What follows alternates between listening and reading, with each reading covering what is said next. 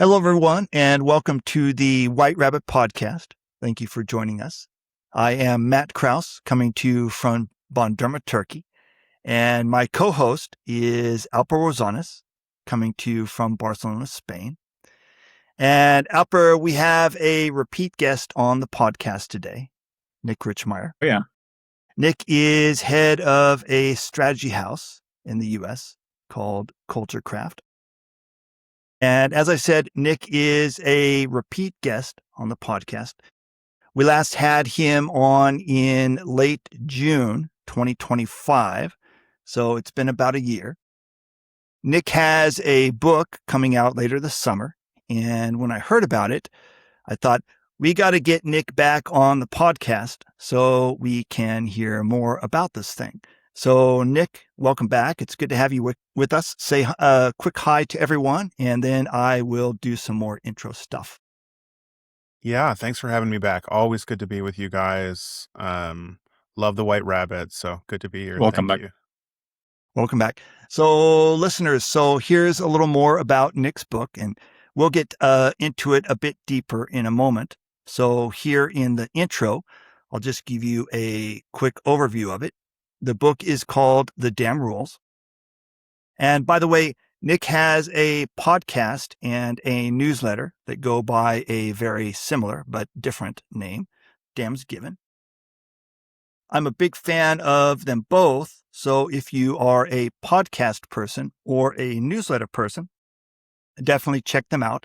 And again, they are called, the podcast and the newsletter are called Damn's Given. But anyway, back to the book, The Damn Rules. The subtitle of The Damn Rules is How Vulnerability, Inefficiency, and Love Liberate Leaders from the Trust-Broken Economy. Alper and I talk a lot on this podcast about building trust with your audience. And so a book about how to build trust in a world that is not very friendly to the concept of trust, well, that seemed like a good fit for the podcast. But Nick, before we dive into the book, help me finish up this intro. Is there anything you think our audience should know about you that I left out? No,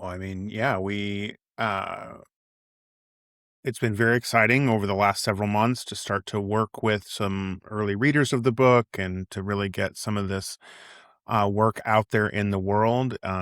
We're working with individual contributors and people who run solo businesses. We're working with small and medium-sized businesses. So we've got some exciting projects going on with like internal leaders. So it has some applicability for those of you who are end up speaking at, company events and stuff like that. So there's a lot there that we're using to help with folks who are sort of, middle managers or VPs and that kind of thing as well. So, I wrote the book to really be able to speak to the issues from a broad perspective, because we really want to get at the systems challenges, the things that are sort of under the surface that we don't immediately see, because that's where we actually make change. And so thanks, Nick. And one more thing. If any of our audience members want to get in touch with you after the podcast, where can they find you? Yeah, the best thing you can do is just go to Damn's Given. There's a contact form there, so just shoot it out there. I can also be reached just through our team at info@culturecraft.com. So that's an easy way that gets to me. It doesn't get pre-screened. So, yeah, those are good ways to reach me. Thanks, Nick. And on to today's main topic. Nick's book outlines 7 principles related to trust. And so what we're going to do here today is Nick is going to tell us what the principles are, what the rules are. And then the 3 of us are going to riff on what those principles might mean for your presentation. And by the way, just so you know, Alper and I might have to take a moment to think about some of these rules and how they apply to presentations, but have no fear. I will try to edit the thinking parts out so that you don't have to sit there and stare and watch us staring into space. So Anyway, Well, so that takes all the fun out of the video. Come on. Like me looking at the camera for 20 seconds, trying to articulate. okay. So anyway, so let's get started. So you tell me, Nick, how should we do this? Should we go principle by principle, or do you want to list all 7 right at the start and then we talk about them, or what? You tell me what do you prefer? Why don't I give you the big idea and I can talk and then very quickly move through all 7, and then we'll just zoom in one at a time. Some of them might be more interesting to your audience than others. Okay. Because we do cover quite a bit of ground, and and we'll see where it takes us. So okay, go for it. The spirit of the damn rules really comes out of playing Monopoly with my grandpa. Okay. And Monopoly is a uniquely American ideal. It certainly has made its way around the world. But the idea that wouldn't it be fun to take all of your friends and family's money is really just a uniquely American sentiment. And wouldn't that be a fun way to spend your family time? But I used to play with my grandpa. And, I don't know if this is true everywhere in the world, but it's certainly in American households. Everybody has like house rules, little amendments you make to the game that, at our house, we play it this way. At our house, we play it this way. And that goes all the way back to the origins of the game. There's a really interesting origin story to the game. There's a great book about that called The Monopolists. So if you like sort of interesting historical backstory stuff, like where the game came from, The Monopolists is a cool, really great book. But I was, a little 8, 9-year-old kid, big on the house rules. And in my immediate family, the house rules were like, if you had to pay money, it went in the big pot, which was kind of like a lottery. And if you landed on free parking, then you got the lottery. And knowing what I know now about economics, it was really just a way to flush more cash into the system, right? So if there's more money in the system, then the game goes longer, right? It lasts longer. Yeah. And so I would play with my grandpa, and my grandpa would be like, what is that? What are you doing? That's not the rules. That's not what we're playing. And he'd make me play by the old school rules. And as I think sometimes grandfathers often are, he was fairly unforgiving about like trying to pad my feelings. And he would just beat me handedly. And I would sometimes get upset. I remember a very specific memory of getting upset. And he said something to the effect of at least what my 9-year-old brain remembers is, hey, if you don't like the rules, play a different game. And I think there's a lot of what's happening in Western economies specifically, or at least economies that are impacted by the Western economy, is we're seeing, right, a monopoly game being played, where more and more money is being piled up in one player, and everybody else is being dragged into ways in which to just keep playing. You just got to keep playing. You just got to get a little bit of money, keep playing. Get to go. Sure. There's no hope of being successful. There's no hope of actually winning the game, but we just want to keep playing, right? Yeah. And it's also tied to your survival. It's not like, well, I don't like this, I'm just going to get off the table now. No, right. We are led to believe that this is the only game in town. And so the real purpose of the book is to say the game you're being offered isn't the only game in town. And so we talk about in the introduction to the book the difference between an extractive game, which is a game that takes everything and piles it up for one or two players and destroys resources and all the things that extraction does, and an expansive game. And an expansive game where it's built from relationships and trust, and that is actually can run independent of the extractive game. Now, we're all both bouncing back and forth between the extractive game and the expansive game all the time. But though when we're working with clients and companies and leaders, they're like, well, I want to do expansion, right? I want to focus on relationships and trust and human-led growth, but they don't know how. And it's increasingly over the past 5 to 10 years, certainly since COVID, there's been the impression that it's not possible. It's not possible to build things by relationships and trust and all of these things. And that's just fundamentally not true. So the purpose of the book is to say, okay, let's say you wanted to play the expansive game. Say you wanted to play a different game. What would the rules of that game be? Yeah. And so I offer the 7 rules. So rule number 1 is no one's paying attention. Rule number 2 is it was never about you. Rule number 3 is the problem is the problem. Rule number 4, the customer is wrong. Rule number 5, the competition is your friend. Rule number 6, the villains are in the building. And rule number 7, love is the strategy. Okay. And so each of the 7 rules takes us through kind of 4 layers. And we won't go through all this today, but if you read the book, it's all there for you, which is, and I'll use one example. We'll start with no one's paying attention. Each rule basically forces us to face, you kind of, Alper, you pointed at this, right? Forces us to face a fundamental vulnerability or fear that we have, right? So we start with a big scary one at the beginning, with our fear of oblivion. We're afraid that we just stop existing, right? If you're running a business, you just are afraid that someday it's just going to poof, be gone, and you're going to, have to do something else, right? So that fundamental human fear of oblivion, that what if there's nothing? What if I'm left with nothing, right? And the way that the extractive game reaches into your psyche and impacts you is by offering you algorithmic, quote unquote, attention. So, hey, you don't have to be afraid of being nothing. You don't have to be afraid of disappearing from the world. Just post like a maniac and you will live forever, right? It plays on those fears. And then turns millions and millions of people into free labor for extractive monopolies. And so then we offer a factor by which to deal with this, which is in this case, point of view. And then the way we shift is by, instead of worrying about collecting algorithmic attention, we shift to giving attention. And so this one, for example, I think is a great thing to talk about for your presenter community, is because, man, presentation, if it's anything, it's a feeling the need to get attention. Right. So it's so easy to go, well, gosh, I need them to notice me. I need them to see me.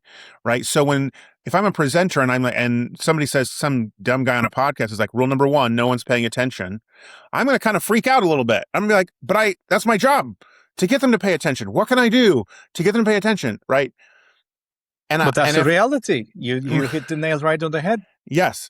Right. So if I was sitting with that person one-on-one, what I would say is, okay, let's acknowledge that that's very scary. To think about the fact that most of the people in the room are on their phones. They're half there. They're thinking about the soup that they have to make later on that day. They might have a hangover from the previous night from the conference, right? That's why the soup. Yeah. Right. The room is full of non-attention because we're all overwhelmed. We've built a society and a culture and a planet of overwhelmed and neurological damage. And so because of that, if I want to be a successful anything, I have to accept that as premise.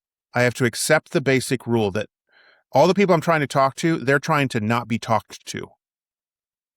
Right? This is the fundamental, because this is the way that we've built the world. We've built the world where we're getting tens of thousands of disruptive messages a day in incredibly addictive formats. So we are zoned out almost all the time. And so if I again am working with this presenter and they're like, gosh, that sounds really scary. What am I supposed to do? Do I just quit my job? Do I go sell flowers at the street market? No, because no one at the street market is paying attention either.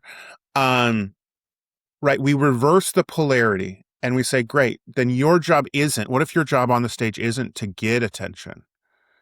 What if your job on the stage is to give attention? And you've got a room full of people that are starving for someone to see them. And what would it be like to think about your presentation in a way where your only job is to show the room that you see them? And how might that change the impact of what you say, how you say it, even your presence on the stage, or your presence if you're doing a webinar in the webinar? Because as soon as I even show up today and instead of thinking about, gosh, how do I get Matt and Alper to help me sell my damn book? Right? That's a very easy place for me to start this call today. But what if I say, what would it be like to show up today and think about how much I know Matt and Alper care about people who present, people who are communicators, people who have an audience? And how could I notice that and be wholeheartedly invested in that for 60 minutes? How would that change the time we spend together? And what different outcomes might we get? And all of a sudden, a whole different game opens up. I think that this rule, the rule number one that you were just talking about, that no one's paying attention. I personally, I think that from a presentation trainer's perspective, I think that it's a fascinating and counterintuitive rule because, there's like you were describing, we get up there on stage and we think, oh, I've got to do all these presentation training tricks that somebody taught me so that I can, get all the attention in the room and all the eyes will be focused on me. And there's a guy checking, his phone, his emails or Facebook or whatever. And my job now is to get that person to stop that and pay attention to me. So it's like the sole focus is me, pay attention to me, all eyes on me. I am the one at the front of the room. And if it's not that way, that we panic. And that's, like Alper said earlier, something to the effect of, this is the reality. The reality is that they're not going to do that. And if you can kill that predilection or that desire for you on the stage to be getting all the attention, if you can kill that desire in yourself and instead do what we presentation trainers are saying all the time, pay attention to your audience, think about your audience. If you can do that instead, then your presentation is going to go over a lot better. What's on your mind, Alper? I agree with you, and I really liked how Nick phrased it in the sense that they're not going to pay attention until they find a reason to. I mean, these were not your words, but this is how I interpreted them. And the way to give them a reason to has nothing to do with me as a speaker, but it has everything to do with them and the way I can articulate that feeling. And when that feeling is involved in the audience, I think they will put some distance between their phones or other thoughts or the soup in the evening and pay attention to it. But I really liked how you articulated them. Yeah, this is, we feel anytime we're trying to build something or do great work or whatever, and being a presenter is obviously a great example of that. We feel the sense of, what if this comes to nothing?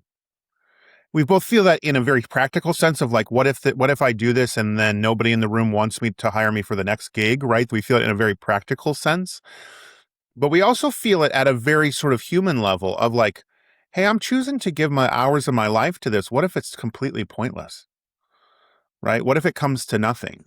And you can't really silence that voice. Oh. That voice is too loud. It's part of who we are as humans. And it's been incredibly triggered by the algorithmic environment. The algorithmic environment invites you to feel that way. So you'll go back to the dopamine machine. So my advice isn't, don't try to silence it. Don't try to push it out of the view. Just go, hey, this is part of how I feel. I really, really, really, really, really want this to matter. And I want people to hire me and I want it to be important. That's a very normal human thing. And I'm not going to let that feeling drive the bus. What I'm going to let drive the bus is my overwhelming commitment to give attention, to attend, right? Different version of the same word in English, to attend to the people I've been given. We start to see ourselves as stewards instead of people who take. We're people who take care of instead of people who take, right? So extraction is all about taking. Expansion is, how can I build a container for this space, this time, this thing that I'm being given, so that it creates a bigger container next time? Well, the way you do that is you grow the things that are in it. You invest, you improve what's underneath the soil of the people that you're in front of. So if I'm the steward of these 200 people for the next 45 minutes, well, what's my very, very, very best stewardship of these people for 45 minutes? No matter how they came in the room, maybe they're all hungover.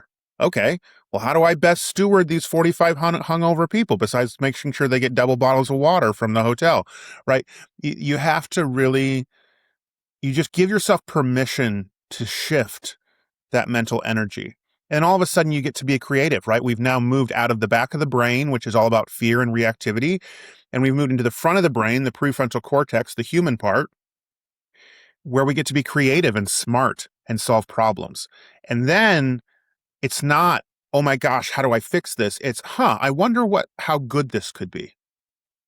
I wonder how good I could be. I wonder how good me in this room could be together. And then all of a sudden we get to be excited. And maybe you only have time to think about that for 5 minutes in the car on the way to the hotel. That's okay. That 5 minutes matters.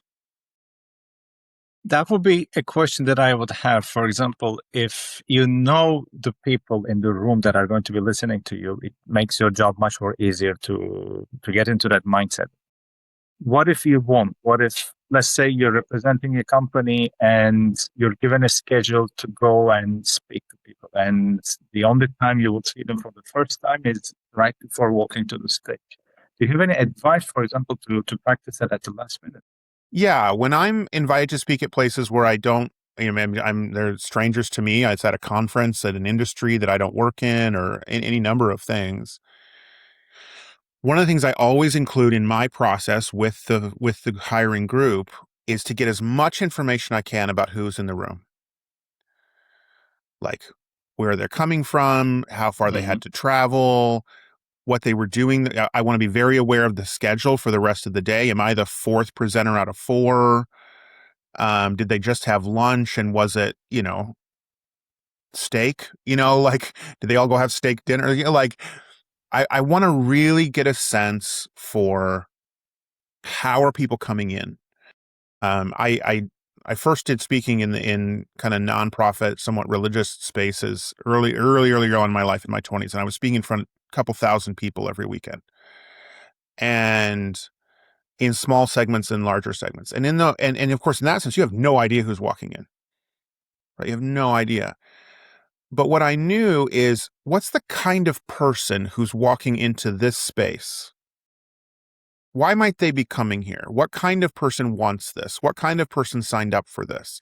What might they be looking for? So I can, at the very least, imagine and use all of my empathetic senses to go, I wonder what this person's about. And just that behavior of choosing to wonder who they are gets you out of your own reactivity and into forward facing, actually seeing the people. Because that's not about you. I mean, that gets us to rule number 2, right? It's not about you. It was never about you. And I wanted to, Matt, before we follow-up spots. I'll give the floor to you before I go.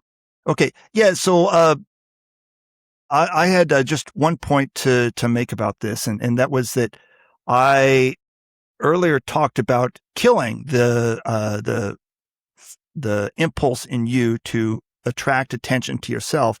But what Nick is talking about here is that impulse, and I agree that impulse is human. That impulse to be the center of attention is human, and it is not going to go away. So you're not going to be able to kill it. And what Nick is saying here, and correct me if I am wrong here, Nick, but it sounds like what Nick is saying is that because that impulse is human, you are not going to kill it, but just let it exist side by side with the knowledge that you need to pay attention to your audience, and let that need to pay attention to your audience, let that need to project your attention outwards to give attention, let that need take precedence. Is that what you're saying, Nick? Yeah. I mean, I knew you didn't literally mean kill it. I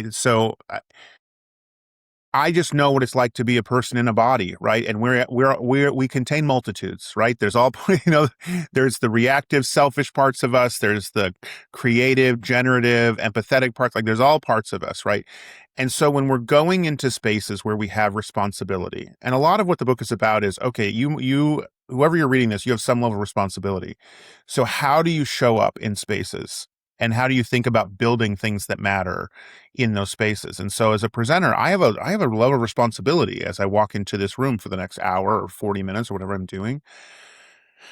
And in that reality, then I get to choose which parts of me I'm going to focus on to make that a good experience for me and for them. So yeah, I agree. It is not about, now I think over time, we start to sort of starve those fears, and those fears become less active and powerful because we're not feeding them. So I think we can, over long arcs of time, shift how we show up in the world. But even if it's just for one event and one presentation, you can, decide how you want to show up. And Alper, before I move on, so Alper, this first rule, no one's paying attention. You and I have been talking about it for 4 years on this podcast. But before we move on, was there anything else that you wanted to say about this one? Nick, I just have a quick question on how do you think we got to this point? I mean, I would like, without too much romanticizing, I'd like to think that we were storytellers around the campfire hundreds of thousands of years ago. So, and I don't think it was very acceptable for you to hold all the attention and not letting other people speak. So how do you think we got to this point?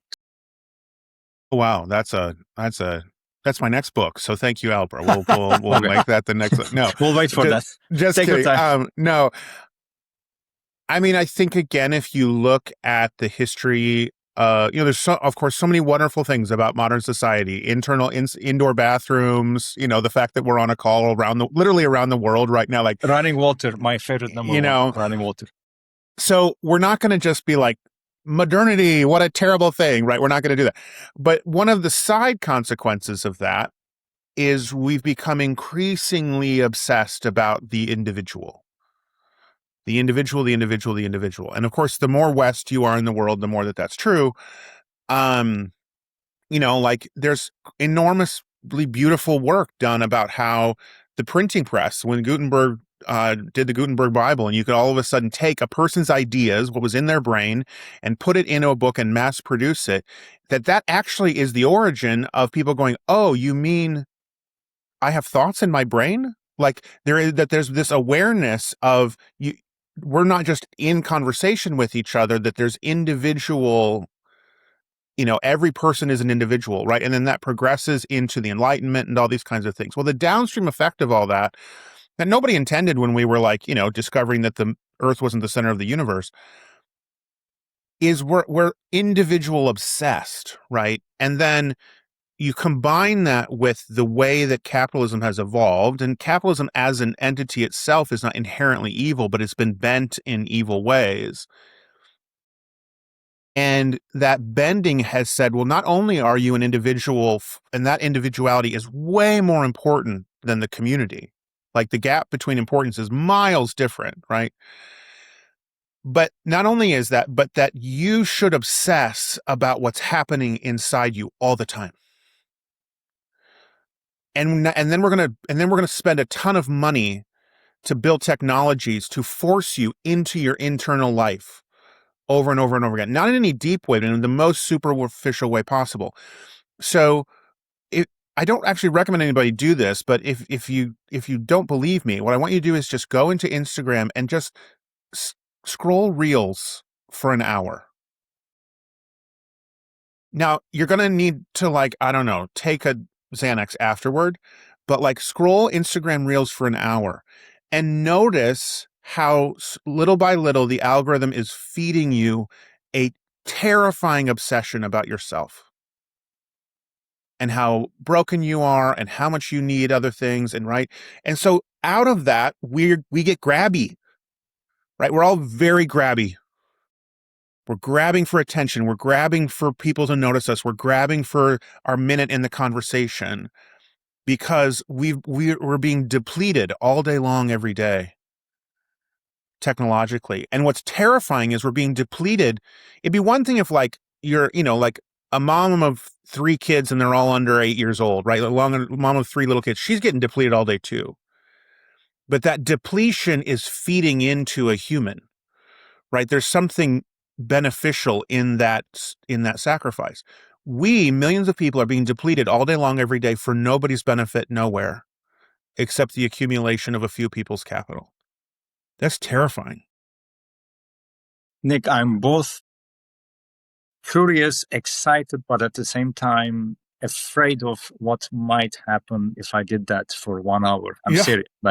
If I did nothing but scroll reels for 1 hour, even just for the research of it, I have a feeling that the effect would last for a long time that I might need a lot of time to recover from. Yeah. I mean, and the data shows that there's tens of millions of people that are doing that every day. That tens of millions of people are on Instagram Reels at a minimum of 60 minutes a day. So this little exercise that I told you to do once, and you're like, holy crap, I might die, is tens of millions of people's everyday existence. Again, everybody gets mad at me because they're like, all you do is bang on about Mark Zuckerberg. I'm like, well, he made the news this week again that said if these lawsuits in the U.S. about them harming teenagers and children, if these lawsuits win, it will bankrupt the company. And I was like, gee, Mark, don't promise me with a good time. Please bankrupt the company. The whatever this thing once was, maybe it was good, is a total desecration of human society. And I'm on there. I'm not like, this is not a purity thing. Like, if you're on Instagram, fine. Like, I don't care. But as a system, it's destroying us. Not the point of today's podcast, but just a fun little detail. But it's something that you cannot ignore. I mean, it's very difficult to ignore that. Well, and it's part of the reason why when you're walking in the room, you're seeing glassed over eyes. Yes. It just is. And I tell people that because one of the things we have to do is we have to stop thinking everything is about us. So when you walk in the room and everybody's just like, and they're staring at their phones and they're barely listening and blah, blah, blah. It's so easy. It's the most human thing in the world to be like, oh, it's me. I'm boring. I'm not important enough. I'm not the big name on the menu of the event. So they're probably just zoning out because I'm not a big enough name, or whatever narrative you're putting in your brain. And we all do this.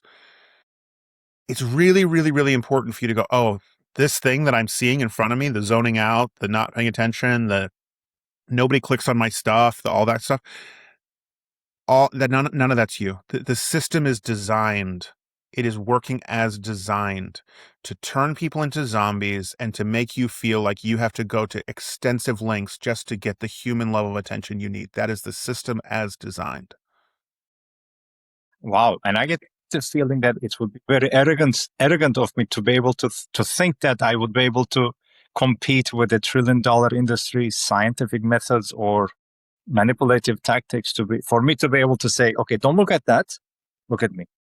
But here's the thing. How can I do here's that? the beautiful thing. And if we only get past rule number 1 today, this is all worth it. The beautiful thing is, and you can look in the history of commerce, you can look at the history of empires, as power gets more centralized and more accumulated, it becomes more fragile. Mm-hmm. So we completely underestimate the fragility of these systems. So they're enormous and they're incredibly well funded and they're ubiquitous around the globe. But there's a reason why they're sitting there licking the boots of the US president, because they're incredibly fragile. Because what they've produced is people whose fundamental human needs are being starved. Well, what do starved people do? They rebel. And okay, go ahead. And so can you beat the system? No, of course not. I can't beat the system. You can't beat the system. Eventually the system will cave in on itself in some way. It always does. Extractive systems eventually buckle and cave in on themselves. It happens all the time. Has happened for hundreds of thousands of human history. What you can do is you can be the oasis. And when you're dealing with people who are so starved and you are actually the oasis, then yeah, you can counteract the effects of all of that Instagram for 1 hour. You can do it because people are so starving. But you have to, that's where energy and how you're showing up and all of that makes all the difference. Because if you energetically, and sorry if that's a word that people don't resonate with, it's just the best way I know how to say it. If you energetically feel like Instagram, if you feel like one more hand-waving person, notice me, notice me, notice me, notice me, then they're just going to put you in the Instagram part of their brain. But if you energetically show up in a way where people are like, who's, what, right? Not everybody, but the people who are ready for that are going to go, I've been waiting for this. I didn't even know I was waiting for this. And I'll tell you guys, this is not meant to be like pat Nick on the back, but this happens to me all the time. Happens to me all the time, where I'm in a room with people, I'm having a conversation, and I get the feedback of, gosh, that just felt different than being on, this was a weird story. I hired some PR people to help with the book. And so I was meeting with one of their content writers, and literally she's just on the call with me for like half an hour to like ask me a bunch of really fast questions, get me to answer them so she can get back to content writing. And so she's like very much in her yada, yada, yada, like working through her checklist. And I'm just being me. And we're talking about these kinds of topics. We were talking about things from the book. And at the end, she lights up with this big smile and she's like, can I just say it was just really nice to be on the phone with you today? Now, that's not because I'm superhuman or super special or anything. It's because I have practiced making the choice to show up every time with this energy. Now, I fail at it a lot. Matt's on a lot of calls with me. He's seen me be not very nice. So I make a fail. I make bad choices. I'm in my grumpy days too. But we can trend in that direction to help people bring down their defenses and soften, and then good things can happen. One thing that I wanted to interject here, I wanted to call attention to something that you mentioned, Nick. You talked about the fragility of these systems, and back up a second. When we initially started this podcast, I thought, well, there are 7 rules, and we're going to whip through those 7 rules, and I wanted to draw attention to the fact that we're not even off of number 1 yet. So let's just take the pressure off of ourselves and not worry about getting through all 7. Cause I think this is a very interesting and central concept. So let's give ourselves permission and time to dig into it. That said, so Nick, you talked about fragility, the fragility of these systems. And that, I think, in my perspective, that's for a presenter, that is a huge opportunity because, a presenter, we as a presenter walk into the room and we see all of these distracted people and we feel all this pressure. And then all of a sudden our mouths get dry and we start getting nervous and we forget what we were going to say and blah, blah, blah. That's one way to respond to it. But the other is to see it as a huge opportunity. If this system is fragile, it is very easy to destroy. It's very easy to break. All you have to do, like you mentioned on this call, Nick, you mentioned this call with the book promoter, and how a slightly different approach from you caused an outsized response from her in terms of, wow, Nick, this is great. I feel like we've had a real human conversation. And That's it's right. Not like you had to do something radical in order to make that happen. You just acted like a normal human being. So when you, as a presenter, walk into a room and see all of these distracted people and feel all this pressure to, get all the attention onto yourself, go the other way and recognize that what you see in front of you has nothing to do with you, and it's a fragile system. And because it's a fragile system, it's very easy to break. And all you have to do is pay attention to these people and you will get an outsized response from them. Does that make any sense, Alper? It does, yeah. Uh-huh. You still seem skeptical, Alper. What do you think?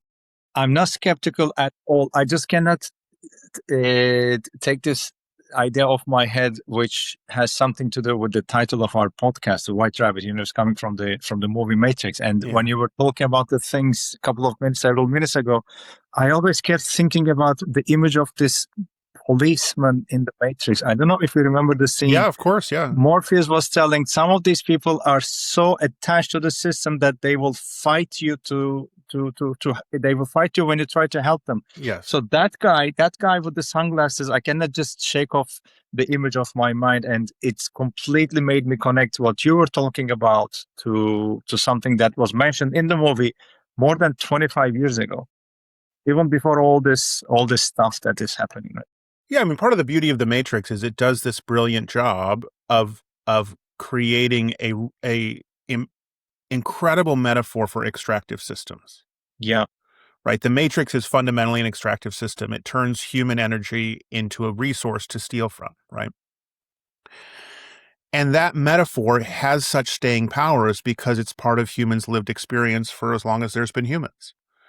And it's incredibly rich now because we have lived in a 15-year run of extractive system, well, really a 40-year run going back to some of the American politics of the 1980s.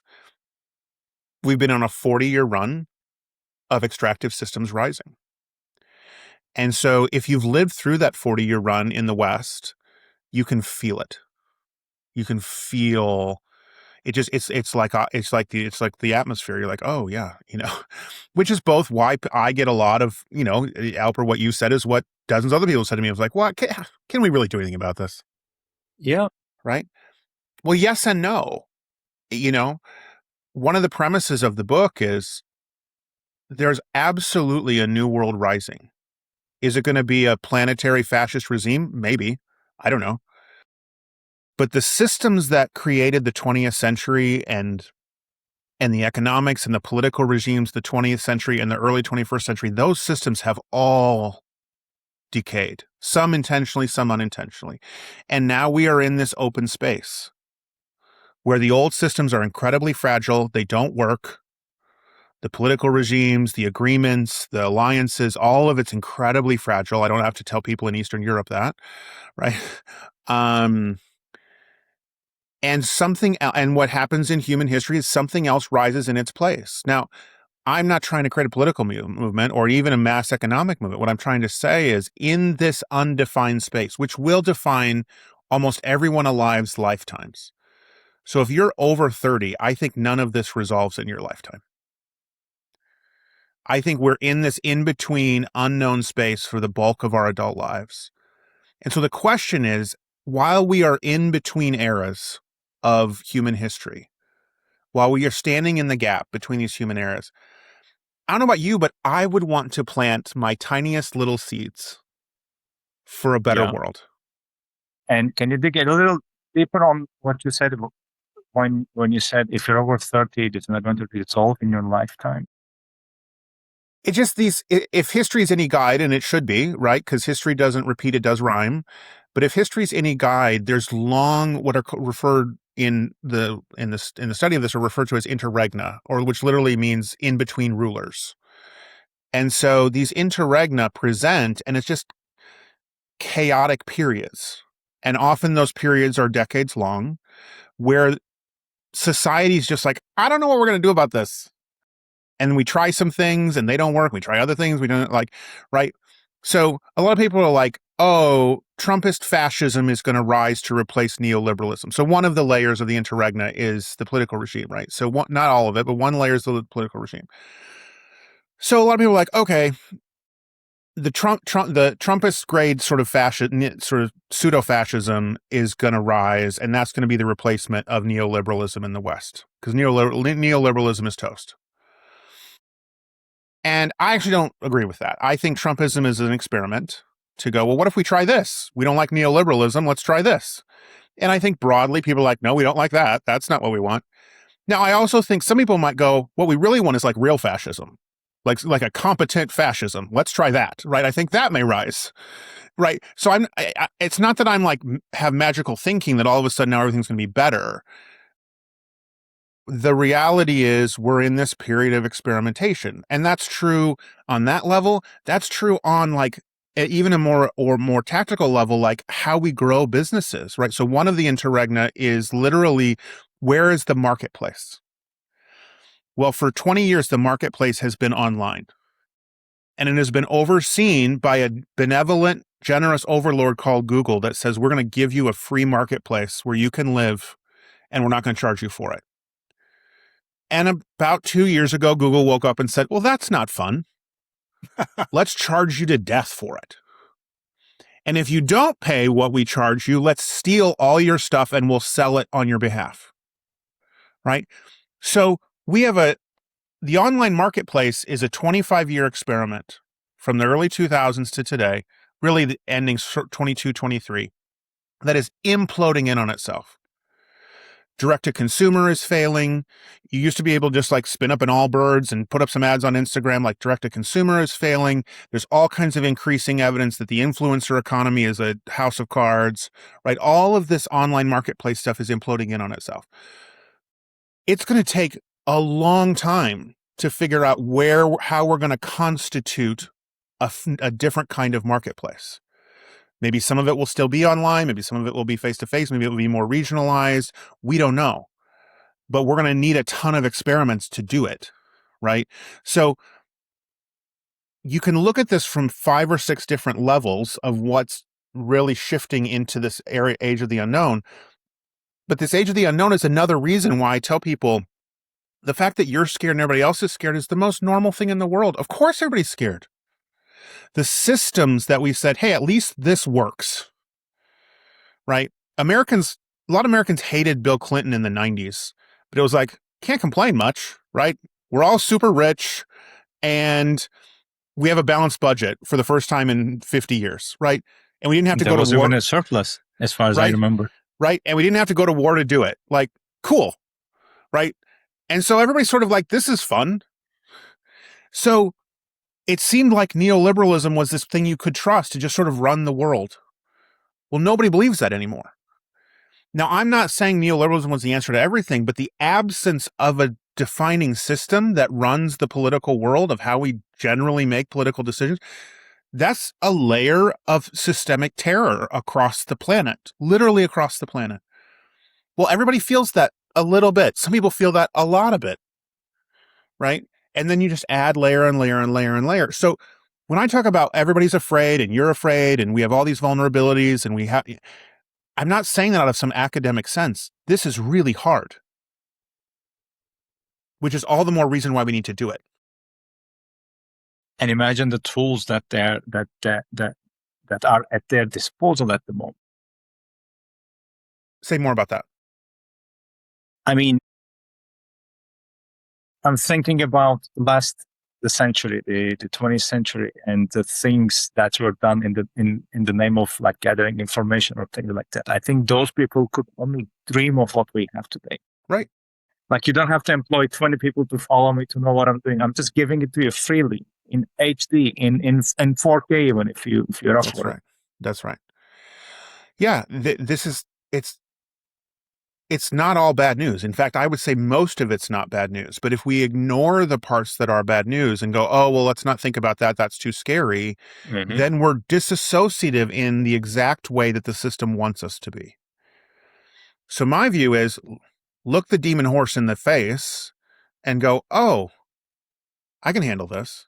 We can handle this together if we keep showing up in different ways and if we work and live by different rules, which...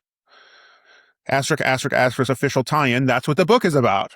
Yeah, and you will need very good connective mechanisms to get people to act, to behave in that direction that you. Yeah, we need each other. We need each other. We need each other. On that note, Alper, we could keep Nick here all day long. I would love to hear this conversation go on for like 5 more hours. That was like the first part of book 1. So let's come back tomorrow and do the next part. I mean, what do you? Yeah, but so anyway, Alper, at some point we've got to wrap it up. So before I abruptly with a sledgehammer call time on this baby and wrap it up with a sledgehammer. So Alper, do you have any more questions for Nick at this point? Nick, as you can see, Matt is the system. He looks like he's giving me the option to ask, but he's suddenly telling me to shut up. Oh, I know a leading question when I see one. Yeah, but I just want to ask. Yeah, I just want to ask when the book will be published and how can we acquire that? Yes. So the book is available for pre-order all over the place now. Okay. So you Good. can go to Barnes & Noble, you can go to Amazon. Amazon's being a little blah, blah, blah, blah. So the only thing that's available on Amazon right now is the ebook. So if you want the print book, you got to go to Barnes & Noble and a couple other retailers. But all of that's going to be slowly adding in. It will be completely available on September the 15th. So if you're listening to this podcast in delay after it came out and you're like catching up on the podcast and it's after September 15th, it's available everywhere. Is there an audio version in works? There is one in the works. People keep asking me about audio. We are in the works. It will be a delayed production. I haven't sat down to do it yet, but I think given the amount of time I spend on podcasts, I probably better do an audio version. You will be the one narrating it then. Yeah, I think my personal taste on audio is if it's a nonfiction book, I really like to listen to the author read it. I just think it's more meaningful. So yeah.